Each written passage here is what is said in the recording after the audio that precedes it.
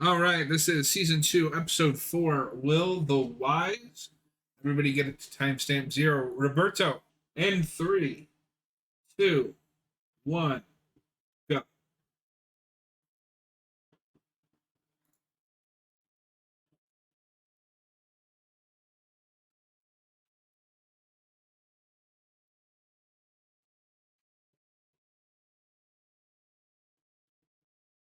Forget whose car that is. Oh, okay.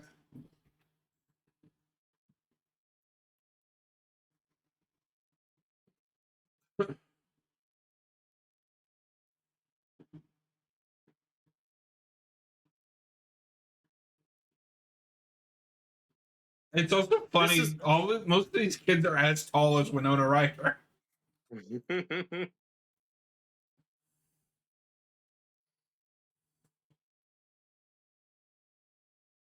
this is a good scene. I get that it's a small town. There'd probably be like one other adult around Why is nobody at field observing. practice or track practice or? I think school's out, but yeah, there is usually those after school activities. It's weird that no one's around.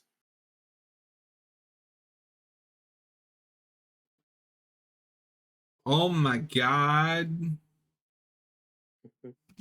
See, it's fine. Little possession, it builds character. But since we're here, this is the Blu-ray of season 2. Ooh. It's very nice. This one goes for the first one had the slipcase aesthetic. This one goes for the clamshell look. Yeah, pop it It open. looks very old school. I really like it. Oh, and then all It's the pretty. Blu-rays are in there. Oh, this one has postcards. The first one had a poster. That's fun. Nice. I don't like the postcards. I never know what to do with them. Right? And then, so I imagine then the Blu-rays are in that VHS box. Yes. Because you pop it open, and there they are. Oh, that's cool. Also, you can't really see on camera. It's like a foam that they're in. It's really nice. I wish we did this with more VHS or Blu-ray cases because it's Oh, like a foam that they're in, but they're stuck and they're good. that's cool. So yeah, I love that I own these, and it sucks that they stopped with 2. So I'm I so own 2 torn. seasons of the show. I kind of want to get the first 2, but I also kind of want to try to wait and see if they do like a box set for the whole series. It's that thing where there's obviously money in it, people will buy it, but they also don't want people to unsubscribe. They want people subscribed to Netflix forever. Yeah, which I don't think. I sure once it's over, it's not going to do that. It's almost like this whole streaming thing was a bad idea.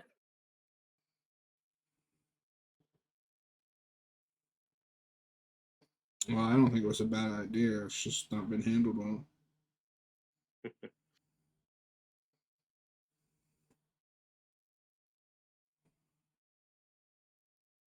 The streamers just got greedy. Yep. But Noah Schnapp does a good job here, though, like playing Will as like possessed and confused and timid, and just kind of Yeah. looking around, like, how do I behave? How do I be human? Ugh. He is the one that unfortunately I think will have the most nothing career after this. Yeah. Also, Dustin, that kid, like he deserves some good roles. Well, he's a Broadway kid. Okay, that's So cool. I think he has even if he doesn't have a film career future, I think he has a Broadway future. Mhm. He was actually just in a movie a couple. He was in like I think either a movie or a TV show a couple years ago called Honor Society that I want to see, and it's got Betty Brant from the MCU movies. Oh, the what's her name? Like Angry Rice or something. Yeah. She's in The Nice Guys. She's great. Yes. Oh, don't worry. He's gonna be in Lego Star Wars Rebuilding the Galaxy. Well, at least he got paid. Well, and before Stranger Things, the thing that I know him from is he's the voice of Charlie Brown and the Peanuts, What? the CGI one. Oh. I had a moment. I was like, "What do you mean? He's too young to have done that." Oh, crazy! In real life, he's in a relationship with the voice actress of Azula.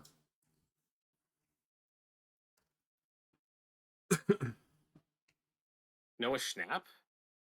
Oh no, sorry. I was looking at Gaten Mazzaro.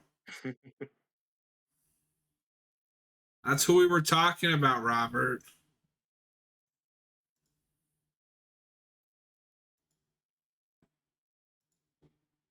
Like Azula? Last Airbender? Isn't that Grey Griffin? No. Who am I thinking? Oh, wait a minute. Fuck you, Wikipedia. She's in the Netflix show. Okay, that makes more sense because when you said that, I'm like, isn't she like 50? Well, okay, so I was looking at his Wikipedia page and it said actress Elizabeth Yu. So I hovered over it and it just says she appears as Azula in the Last Airbender, and I didn't read past that. Okay, glad we clarified that. Whoa, no, wait. Yeah, Grey Delisle. That's what I was thinking. She's 51. Because when you're like, I'm just like, what? How does that's very disturbing. No, wait. Yeah. Okay, so now, again, so Hopper is angry at 11 because she left the house in the scene. So he's blowing better. It's not that I don't buy it, but it's also like, dude, she's clearly hitting a breaking point. You need to do a better job communicating. It's got something to do with the Upside Down. It's serious because now we're in temper tantrum mode, and we've seen that Hopper has a angry side before. So like, I get it, but at this point, it's like, dude, tell her something. Yeah. Read the room. She can kill you with her mind.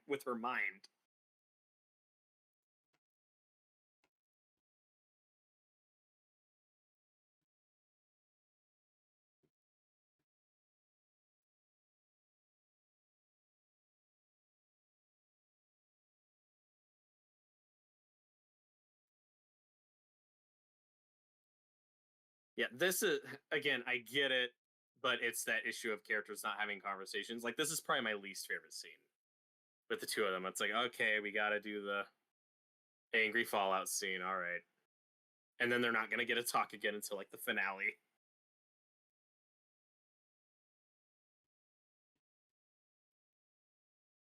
And again, it's not all bad. This isn't a super healthy relationship. I do like that there's kind of, these are messy, complicated people. I do like that.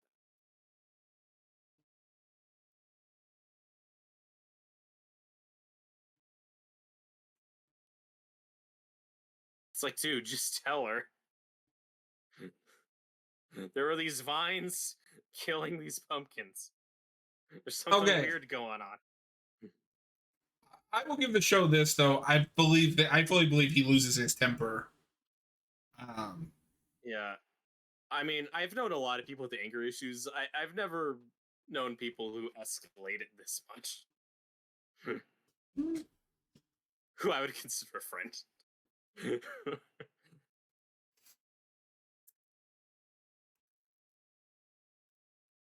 So, like I said, it's just something I'm very torn on. Yeah, for sure.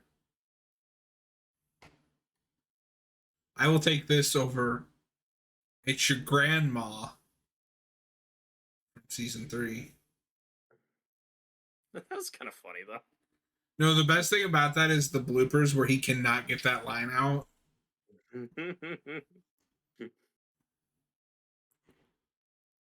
But no, it's just that is a symptom of a greater issue of like he's like a crazy person in that season. Yes. And sometimes it's really fun. Sometimes it's really entertaining because David Harbour's great. Yeah.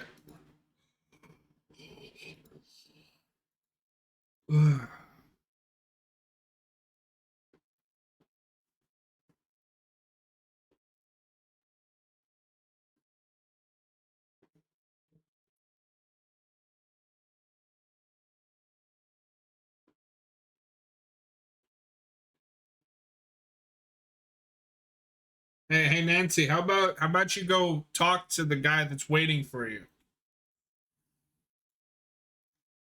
I don't know if this show's gonna be dumb. I can be petty.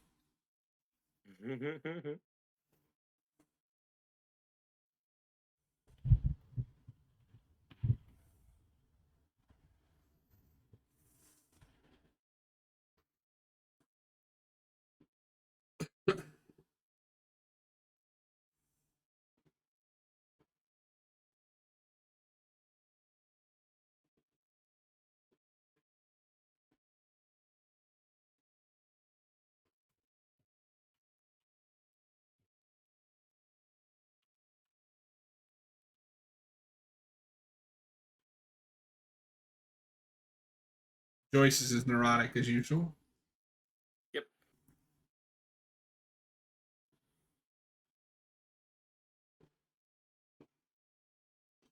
TV has this conundrum of, we want to give you the same experience you had last time. We want to give you something different, and we want you to just hang out and spend time with these characters.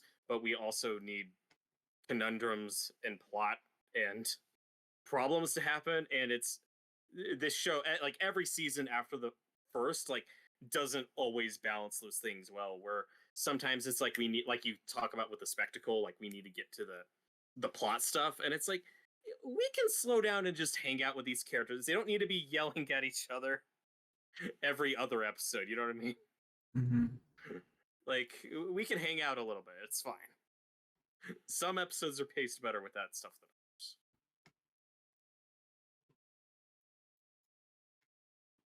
But like when at season 4, we don't get a lot of time of just Eleven and Will just hanging out in California adjusting. We escalate that really quickly just to get 11 out of there so she can start doing her Return of the Jedi stuff to get her powers back. And it's like we could have slowed, like we could have spent more time just on that family dynamic. This is just one example. But then here we spend time with Dustin and his little buddy. This cute little frog. I don't know why you want to kill that thing.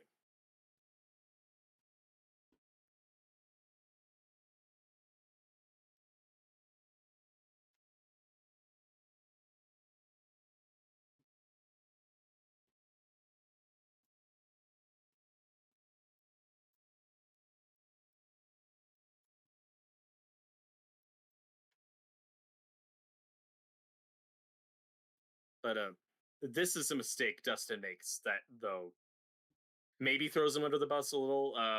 Do you buy that he's lying? Because he found his pet and is hiding it. Like, do you buy this? Because I think Yes, because he knows that they want to kill it. Mm-hmm. I think he's wrong, but I understand him. Right. But so to compare this, because obviously I have complained about a character acting negatively. To compare it, but he's not hurting anyone. Mm-hmm. Not yet. It's not gonna end well for his kid. It's just a cat. Whereas you can't convince me that Nancy isn't actively hurting people by being selfish. Ow! Mm-hmm. And I'm just not as big a Nancy fan as you are. I don't even know why I am at this point.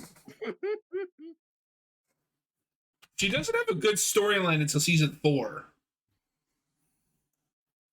She gets some okay stuff in 3. I am 3 kind of continues that entitled, like she goes into that job as an intern and just expects that everything's going to be given to her. It's fine. It's not the worst. but she does experience a lot of sexism that has happened, especially in that era. Is believable. Yeah, no, I I believe that. I'm more so just saying, Yeah, we'll get to it when we get to it. yeah.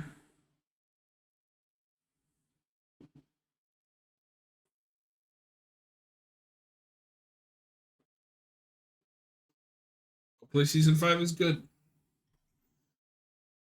Okay, this is the scene where Hopper has finally calmed down. He's like, "Do I apologize?" No.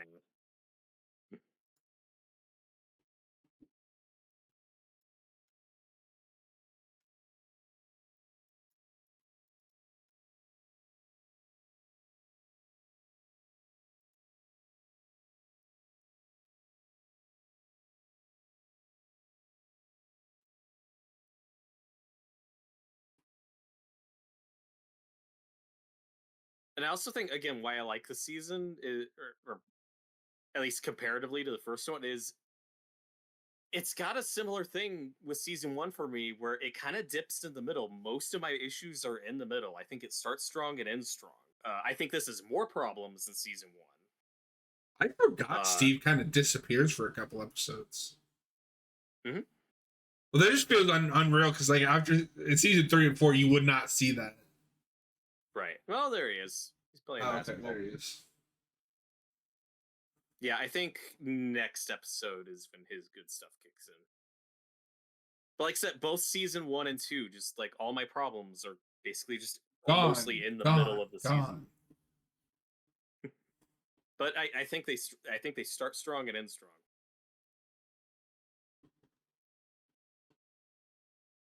And I think they don't go far enough with them being parallels to each other. Because you get that like one fight scene, and like Steve gets sucker punched, but Oh, I mean, I buy that Steve loses that fight. Come on. I buy it. No, I buy it just because Bill. I almost called him Billy. Like, look at him. What is that guy's name? Joe Keery?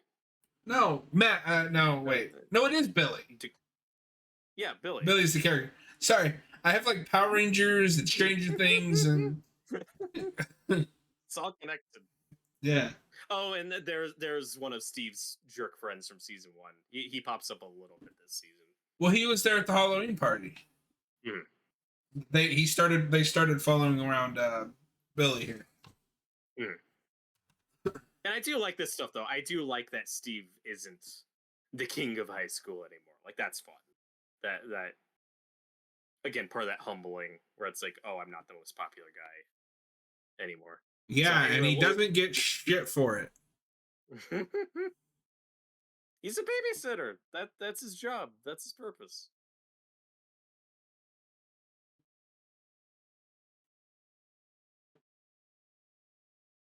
But like I said, with this subplot, they know people were listening in on the call. They are expecting to get picked up here. This is part of their plan. Okay. So what if they decide, well, it's not worth the effort, and just execute them?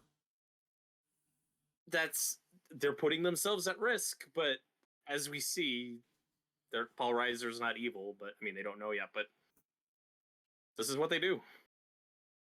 I buy this.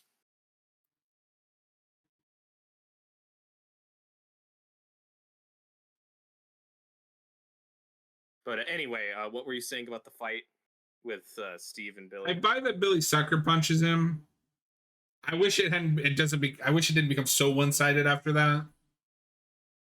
Yeah, but like I said, it is a good fight though. No, they finally let him win a fight in 3, but they do. That's what I'm saying. Steve doesn't get to win anything in this season. I disagree. He gets a brother, and it's great.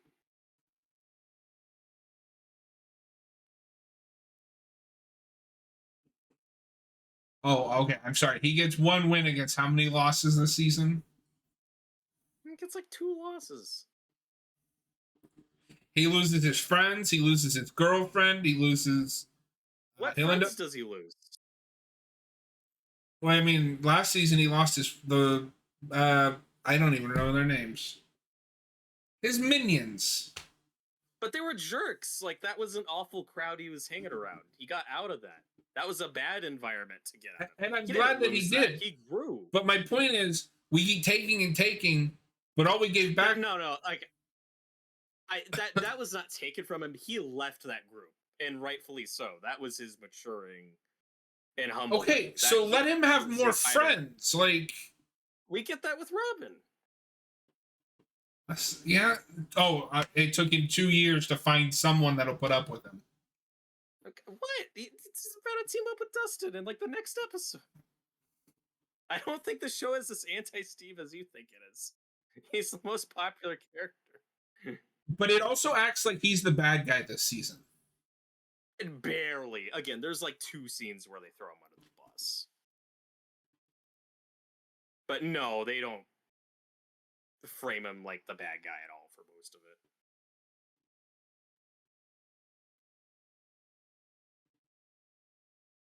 No, because even remember in season 4, even he says, "I was acting like a jerk, and you gave me the hit on the head that I needed." Mm-hmm. And he was acting like a jerk a little bit in season 1. And like I said, he did leave Nancy at that party, and that was a not cool thing to do. Yeah, because she told him he was bullshit. Yeah, and then she was obviously drunk, and he shouldn't have left her. Or maybe she shouldn't have gotten wasted. Okay, she's a teenager. Okay, but the problem Again, is these characters make mistakes. Like, it's not inherently bad writing. But the show never acts like she makes any mistakes. I think in that episode,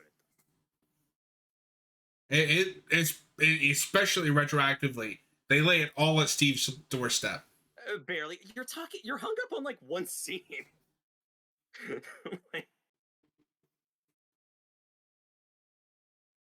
Anyway, Will, you doing all right? I think he's doing so well.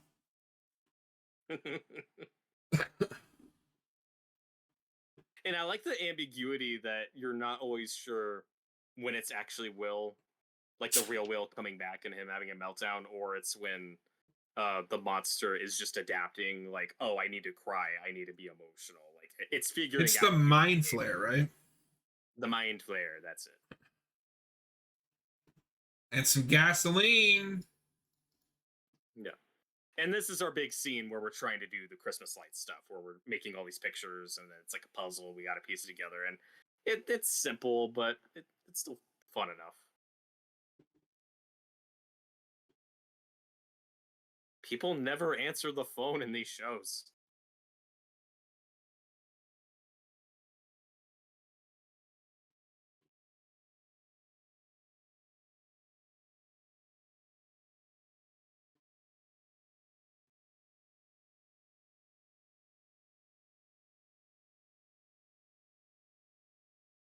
You were just fine with her a minute ago, Mike. Come on. Yeah.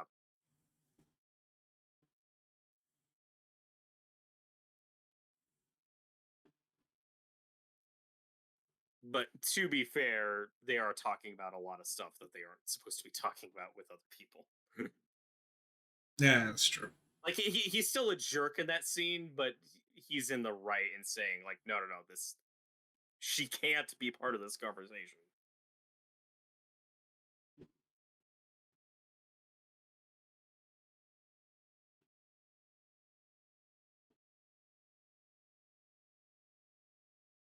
And like we've talked about before, one thing the end of season 4 sets up that's potentially exciting is the idea of, like, okay, the truth is out, the portals are open, the Upside Down is infecting the real world. Now everyone knows. That could be an interesting status quo in season 5, but we'll see if they walk that back.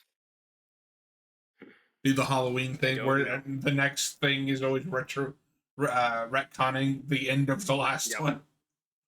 Mm-hmm.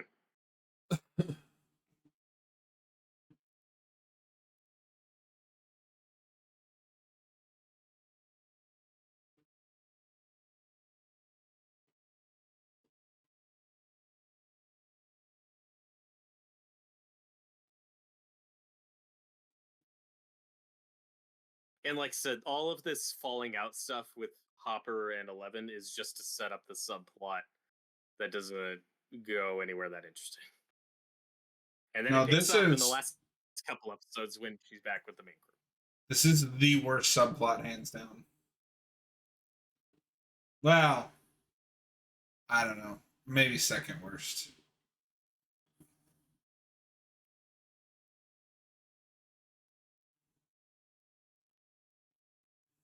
I mean, I don't hate this stuff though. I like some of this stuff. I like her discovering that her mom's alive. Like it makes sense that she leaves. I just don't love the way we get here. But this stuff's okay. This stuff is fine. I don't become bored of this until we get to that episode. That has nothing to do with the rest of the show. Right. But a spin-off. Yeah, I mean, and that's what it was. Although It was a backdoor pilot. I think you might have been there when I was talking about it. The worst case that I have ever seen is Teen Wolf. The series finale is a spin-off pilot. So it doesn't get a proper ending. It's just like we're gonna go get this guy and like all of us together are gonna band together. But then that spin-off never happened. Oof, that's very similar to what happened with Arrow. Mm-hmm. Because I don't think it's the finale. I think it's the second to last episode of Arrow is just a backdoor pilot for Yeah. that Green Arrow and the Canary spinoff that Yeah. then isn't picked up. Just lock her in a cell for a month. That's what she deserves. But this is important stuff. Well, you know, you do getting... something stupid, you get the consequences. I like where this leads. I like the payoff. And again, with Paul Reiser's character, like we're the audience not trusting him at this point. But then in hindsight, when you're rewatching the show, like no, he's being genuine. He is really trying to be friendly, and just like, hey guys, we get it. We're not going to assassinate you. We just want you to understand. This is Hail Jade says that Teen Wolf ending was so sad and so funny. Yeah, I was like just so checked out by that point because the show goes to complete shit. That was just funny to me. I think I would have liked the subplot more if they maybe locked her up. I was exaggerating when I said a month, but like for a day or two. That's my big hang up is she will face no consequences for anything she does this season. That's fair, but I understand her plight. Like this okay, all works. But if you do something intentionally cruel, or maybe not intentionally, unintentionally cruel, or do something that will hurt someone else, there should be consequences. But she's only putting herself in danger here. And Jonathan. Yeah, but he's going along with it. Yeah, thank God it all works out for them. Yeah. Come on, that is plot armor. That's not plot armor. Like, Paul Reiser's a good guy. We're still lucky for them. No, it's not. Again, that's not bad writing. That's a little convenient that everything just so happens to click into place for them. Nah, I don't agree. Again, the stuff with Steve bothers me. And again, this is a good scene where he's like, hey, this is serious. This is what we're fighting. Like, we are on your side. So why didn't they do something to clear up the missing people's cases? I don't know. But again, there are so many missing persons cases that are never resolved. Like, again, they don't do the thing with Will until people are snooping like Hopper way too much. And again, that's when Matthew Modine's in charge. Why didn't Hopper think of some story?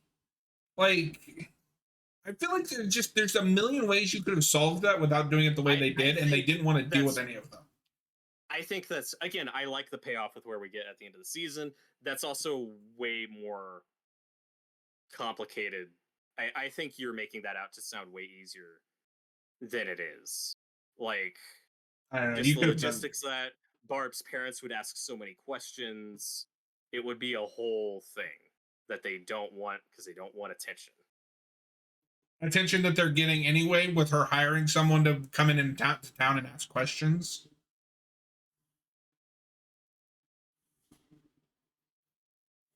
But again, they're just blowing that stuff off as like as just conspiracy nonsense.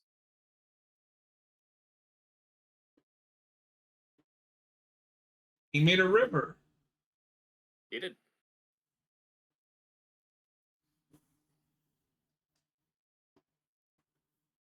And how do you feel about where we go with this part with Hopper? Because I like him a lot this season, except for his fight with 11. I don't love it when we put him in a pumpkin patch in the middle of the night without telling people where he's going or what he's doing. That I don't. That's coming up in a couple episodes. It is a But bit that is a reckless stupid for a Hopper sheriff. especially with everything he's been through. Like Yeah. you tell somebody what you're doing at least. Also, and again, it sometimes it bothers me, sometimes it doesn't. It's just a TV trope thing of like, don't investigate the scary dark corridor. Like, why are you investigating? Go back, get back up, cut, and then return. Why are you doing this in the middle of the night? Sometimes it's annoying, sometimes it's not.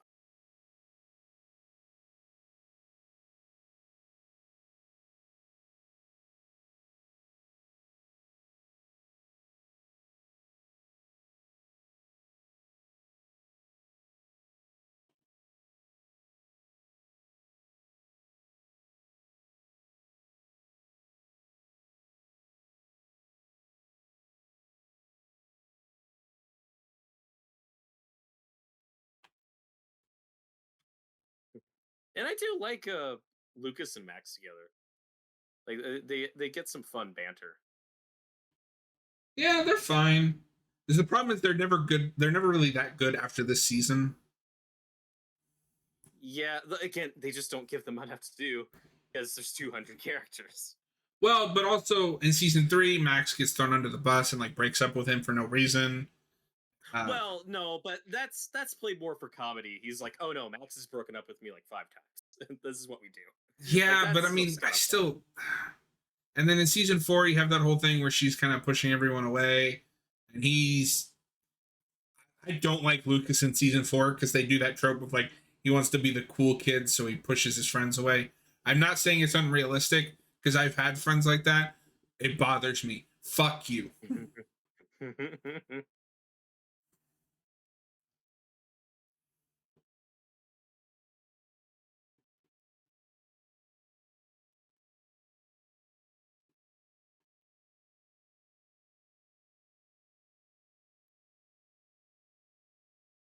This scene's really uncomfortable in a good way. Like, this is effective. It still blows my mind. This is the Red Ranger from 2017. I do remember when that movie came out. I got a lot of bad reviews, a lot of mixed things. The one thing everyone agreed on across the board was that cast was really good. Yeah. Like these were all promising young actors, and him in particular. I remember a couple of reviews singling him out, like keep an eye out for this guy. He's going places. The uh, the character stuff in that is great. That movie's problem is when you get to the Ranger stuff, it's almost embarrassed. Power Rangers isn't the thing that you can hold off for 2/3. Yeah. To get to the Power Rangers. Well, and I didn't even mind some of that because they do this thing where like they have to be in sync as a team to morph, which is like okay, but like it leads to some cool character drama and like character build bonding. But then it's all just like muted colors and Transformers esque. I don't think it was you. I think I was talking to Austin about this. But like Goldar is my go-to example. In the original show, he's like a demon with a blue face and gold armor. That's why he's called Goldar. In the movie, he is literally a walking melted pile of gold. So you want to know something? I think I just realized. What's up? I don't think he restarted the timer for this episode. I noticed that. I think it's still going from that. Sorry, folks. That's fine. I don't know if you've seen that movie, but like I said, the first 2/3 are really good. Power Rangers. Yeah. Yeah, I've never seen it. The Pink Ranger is going to be in Smile too. That's true. She's been in a couple things. She was Jasmine in the Oh, live action Aladdin movie. Yeah, I mean, good casting, but I've never seen it. I've not heard good things. I refuse. I mean, I think she looks good in Smile too. I think the idea of that protagonist being a pop star is a great angle. I don't know if the movie's gonna be good. Judging on the first one, I have my doubts. A lot of people like that first one. I haven't seen it. It's got a really cool ending, but that's about it. We'll review it. I forget. Did that make your bottom 5, or was it just? What year was that? 2021? Maybe that was 2 years ago. Because I feel like it just came out, but yeah, I guess it might have been 2 years. Yeah, no, I had the same thing when I saw there was a trailer for the new one. I was like, but that one just came out. Okay, that was 2 years ago. And I do have a list from then.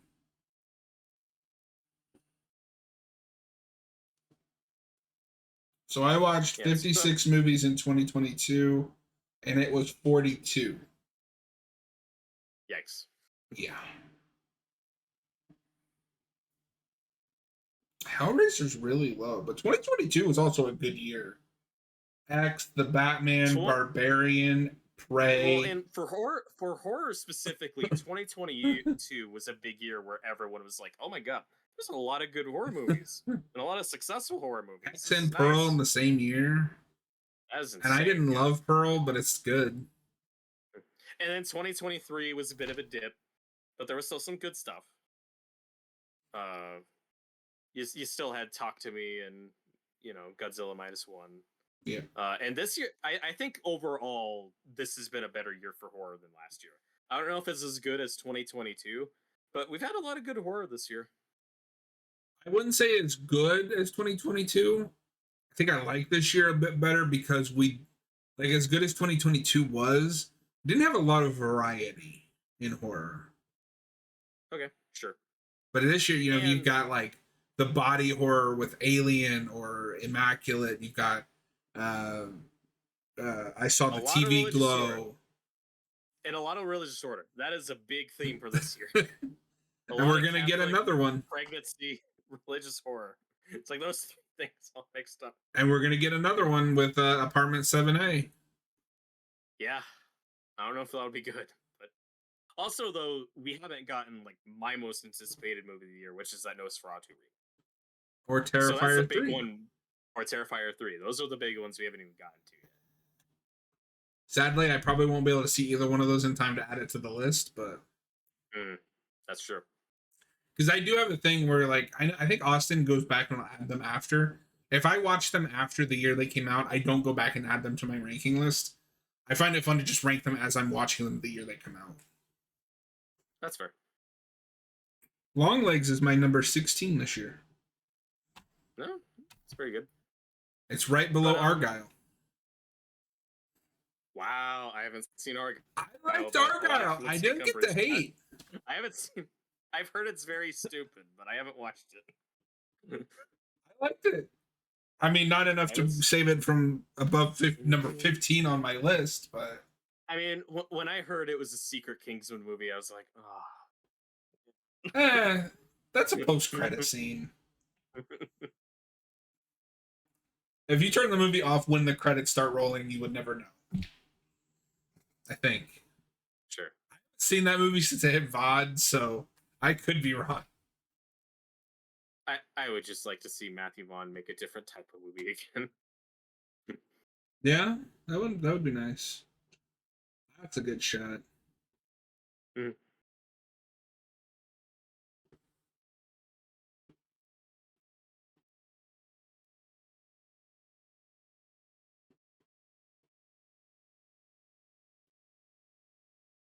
I'm so glad these teenagers were able to successfully infiltrate and commit espionage on a top secret government facility with nothing going wrong.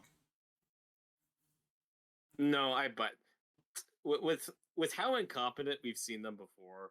And again, Paul Reiser's trying his best, but like I buy that. I don't know. This has never been too much of a problem. I buy it because again, he's trying to be friendly with them. Like he doesn't think that they have a tape recorder. We're in the '80s. This isn't as much of a trope yet. I feel like the government would be suspicious.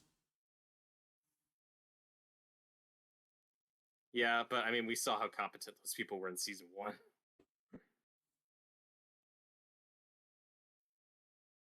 And oh boy. Also, where Dustin is a bit reckless, it's like, you kind of put your mom in danger. Because that's not cool. Also, I'm going to use this as an example to prove my point.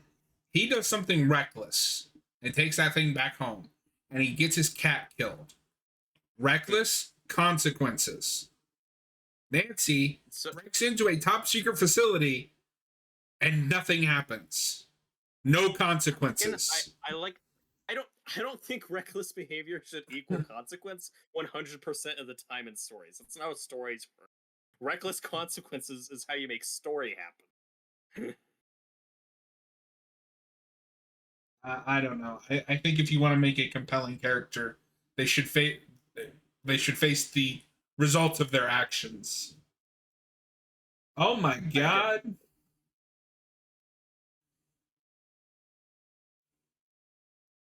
It's okay. It's just like a little dog. Oh no. That was freaky.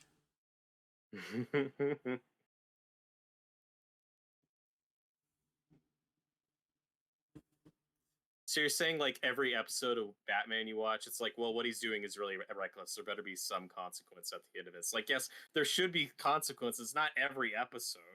I'm there to see Batman. I'm saying it's every episode, but she never has any. I don't think that's entirely true. Name one consequence that happens to her because of her actions in this season. Like, I don't know, man. We're talking about one subplot with one character. Yeah, and that's why it sticks out. She's the only one that never has anything negative happen to her because of her choices. I also just don't care about Nancy. I think she's fine. I don't have this obsession with Nancy that you do. It's not an obsession. It's frustration because I do think she is one of the better characters when they write her properly. We give her some consequences in season 3. She loses her job. Like okay, fair, pushing too far. Like we get there in season 3 with her. Yeah, I forgot about that. Oh my god, he's in the Upside Down. He's in a Dutch angle. Oh god, now he's upside down. In the Upside Down.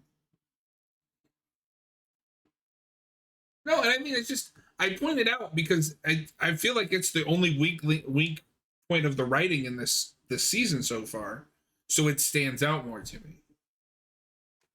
But like I said, I like the payoff. Like, for example, Will hides the fact that he's going into he's been seeing the Upside Down, and as a result, he gets possessed.